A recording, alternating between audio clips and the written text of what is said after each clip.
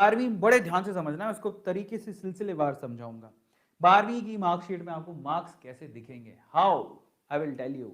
सबसे पहले तो देखो आपके क्या होगा, वो क्या करेंगे, सबसे पहले तो देखो जरा समझो, आपके ना 10th के जो मार्क्स हैं, 10th के जो भी मार्क्स हैं, जो टॉप 3 मार्क्स हैं, देखो आपके 10th की मार्कशीट आप निकाल लेना, ठीक है। और आपको उसमें टॉप 3 मार्क्स, जैसे मान लो लैंग्वेज 1 में आपके 70 मार्क आए हैं, लैंग्वेज 2 में 65 आए हैं, साइंस में 80 आए हैं, मैथ्स में 60 आए हैं, सोशल स्टडी में 65 आए हैं। तो इनके जो टॉप मार्क्स कौन से हैं जरा देखो, एक तो 80 टॉप 3, एक तो 80 है, 70 है और 65 है, सबको जोड़ेंगे तो 70 प्लस 80 प्लस 65 जोड़ लिया 215, और एवरेज निकालनी है 3 से डिवाइड करोगे तो कितना आ रहा है 21.5। तो 10वीं के आपके जो टॉप 3 मार्क्स आए हैं 10वीं क्लास में, मार्कशीट में टॉप 3 मार्क्स जो आए हैं वो लेंगे, उनका एवरेज निकालेंगे, एवरेज कितना आ रहा है 21.5, ये जोड़ेंगे, ठीक है। अभी रुको, अब ये 21 टॉप 3 मार्क्स जो एवरेज निकल के आ रहा है उसका 30% लेना है इनको, कंपोनेंट कितना है उसका 30%, तो वो आपकी मार्कशीट में जुड़ेगा। आ रहा है आपको समझ में?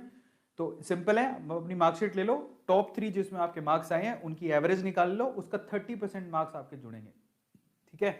तो जरा आप चेक कर लो, मतलब इसका ये जो है ना 30% ऑफ 3 हाईएस्ट, समझ में आ गया? ये कंपोनेंट एवरेज निकाला आपने, यही आपके on an average marks 10th class के आपके मार्कशीट में जुड़ के आएंगे। तरीका बता रहा हूं आपको। तो क्या किया जरा देखो, इन्होंने सिंपल एक काम किया, आपके जो ऑन एन एवरेज निकल के आ रहा था 21.5, ये आपका जुड़ गया, क्लास 10th का आपका जुड़ गया 21.5 21.5 21.5 जुड़ गया।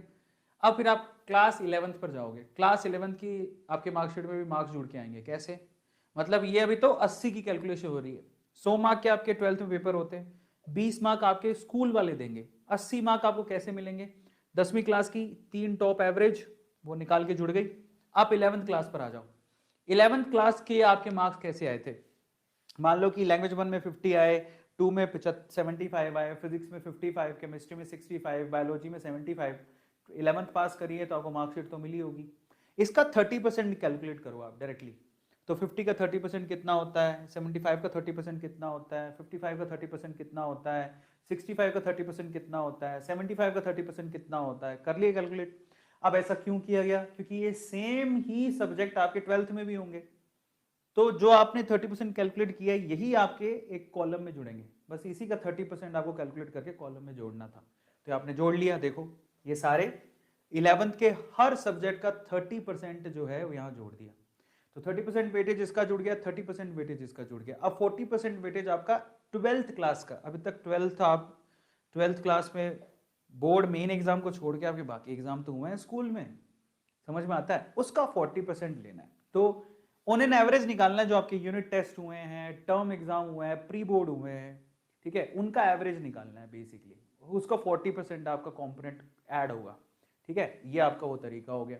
तो जैसे मान लो आप 12th क्लास में आपके लैंग्वेज 1 में यूनिट सेल और सबके एवरेज निकाल के 55 मार्क्स बन रहे हैं, इसके अंदर 77 बन रहे हैं, फिजिक्स में 63 बन रहे हैं, केमिस्ट्री में 80 बन रहे हैं, बायोलॉजी में 76 बन रहे हैं।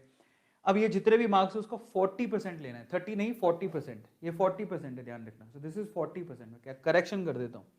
तो 12th में जितने भी आपका हुआ है उसका 40% कैलकुलेट करना आपको, ठीक है।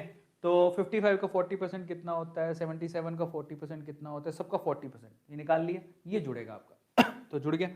जरा देखो, तो आप जब मार्कशीट में देखोगे तो आपके ये 10th का 30% का वो जो 3 सब्जेक्ट का एवरेज था, 11th का 30% सारे सब्जेक्ट्स का, 12th के जितने भी अभी तक टेस्ट हुए उसका 30% हो गया।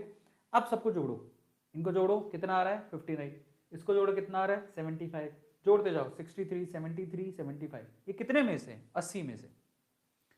ये आपको कहां से मिले हैं? ये आपको स्कूल से मिलेंगे, आपके प्रैक्टिकल से, या स्कूल में, स्कूल के भी हाथ में 20 नंबर होते हैं ना, तो ये वो नंबर है आपके।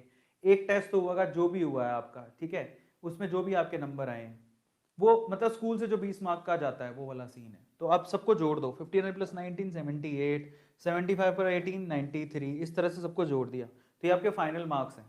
ये इस तरह से होगा, ये सारे फाइनल मार्क्स हैं, टोटल आया 439,